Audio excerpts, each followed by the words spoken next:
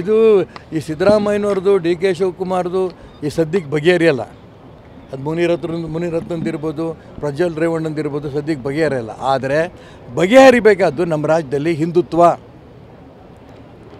ಗಣಪತಿನಲ್ಲಿ ಗಲಾಟೆ, ಮಸೀದಿಗಳಿಂದ ಲಾಂಗು, ಚಾಕು, ಚೂರಿ, ಪೆಟ್ರೋಲ್ ಬಂಪು ಎಲ್ಲ ಹಿಡ್ಕೊಂಡು ಬರ್ತಾಯಿದ್ದಾರೆ, ತಲ್ವಾರ್ ಹಿಡ್ಕೊಂಡು ಬರ್ತಾಯಿದ್ದಾರೆ. ಅವ್ರನ್ನ ಅರೆಸ್ಟ್ ಮಾಡಿ ಅವ್ರು ಜೈಲಲ್ಲಿ ಹಾಕಲ್ಲ. ಗಣಪತಿ ಕೂರಿಸಿದಂಥ ಹುಡುಗನಿಗೆ ಅವ್ನಿಗೆ ಏವನ್ ಹಾಕ್ತಾರೆ. ಸಿದ್ದರಾಮಯ್ಯನವರು ಈ ಪಾಪದಲ್ಲೇ ಸಿಕ್ಕೊಟ್ಟಿರೋದು. ಹಿಂದುತ್ವವನ್ನು ತುಳಿಯೋದಕ್ಕೆ ಹೊರಟಿದ್ದಾರಲ್ಲ, ಈ ಪಾಪದಲ್ಲೇ ಅವ್ರು ಸಿಕ್ಕೊಟ್ಟಿದ್ದಾರೆ. ನಾನು ಅದಕ್ಕೋಸ್ಕರ ಹೇಳ್ತೀನಿ, ಹಿಂದುತ್ವವನ್ನು ದಯವಿಟ್ಟು ತುಳಿಬೇಡಿ. ಯಾರು ತಪ್ಪು ಮಾಡಿದ್ದಾರೆ ಅವ್ರ ಬಗ್ಗೆ ಕ್ರಮ ತಗೊಳ್ಳಿ. A1 A32 ತನಕ ಯಾರು? ಗಣಪತಿ ಕೂರಿಸಿದಂಥ ಕಾರ್ಯಕರ್ತರು, ರಾತ್ರಿ ಮನೇಲಿ ಮಲಗಿದಂಥ ಹಿಂದೂಗಳು.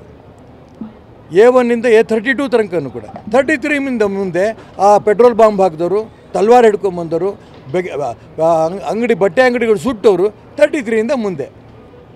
ಇದು ಕಾಂಗ್ರೆಸ್ಸಿನ ನೀತಿ, ಸಿದ್ದರಾಮಯ್ಯ ಡಿ ಕೆ ಶಿವಕುಮಾರ್ ನೀತಿ. ಈ ನೀತಿನ ಆ ತಾಯಿ ಚಾಮುಂಡೇಶ್ವರಿ ಒಪ್ಪಲ್ಲ. ಈ ರಾತ್ರಿ ಶಿವಮೊಗ್ಗದಲ್ಲಿ ಗೋವುಗಳನ್ನು ಕಳ್ತನ ಮಾಡ್ತಾ ಇದ್ದವ್ರನ್ನ ಹಿಡಿದು ಗೋವನ್ನು ರಕ್ಷಣೆ ಮಾಡಿದ್ದಾರೆ. ಯಾರ ಬಗ್ಗೆ ಆ್ಯಕ್ಷನ್ ತೊಗೊಂಡಿದ್ದೀರಿ? ಎಷ್ಟು ಜನ ಅರೆಸ್ಟ್ ಮಾಡಿದ್ದೀರಿ?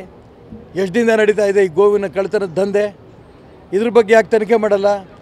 ಯಾಕೆ ಆ ಕಳ್ಳರನ್ನ ಹಿಡಿಯೋದಿಲ್ಲ? ಆ ಗೋ ಕಳ್ಳರನ್ನ ಹಿಡಿದುಬಿಟ್ರೆ ಮುಸಲ್ಮಾನರು ಓಟೋಗುತ್ತೆ. ಈ ಭ್ರಮೆನಲ್ಲಿ ನೀವಿದ್ದೀರಿ. ಗೋವನ್ನು ನೀವು ರಕ್ಷಣೆ ಮಾಡಿದ್ರೆ ತಾಯಿ ಚಾಮುಂಡೇಶ್ವರಿ ಮುಖ್ಯಮಂತ್ರಿ ಸ್ಥಾನನೂ ಉಳಿಸ್ಕೊಡ್ತಾಳೆ. ಈ ದಿಕ್ಕಿನಲ್ಲಿ ಪ್ರಯತ್ನ ಮಾಡಿ. ಹಿಂದುತ್ವವನ್ನು ನ್ಯಾಯಬದ್ಧವಾಗಿ ನಾನು ಹೇಳ್ತೀನಿ, ಕಾನೂನುಬದ್ಧವಾಗಿ.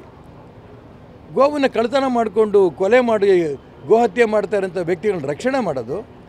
ಯಾರು ಗೋಹತ್ಯೆ ಮಾಡೋಕ್ಕೆ ಹೋಗ್ತಾಯಿದ್ರೆ ಅವ್ರು ಹಿಡಿದುಕೊಟ್ಟವ್ರೆ ಅಂಥ ಕಾರ್ಯಕರ್ತರ ಬಗ್ಗೆ ಕ್ರಮ ತಗೊಂಡದ್ದು. ಇದು ಕಾಂಗ್ರೆಸ್ ನೀತಿ.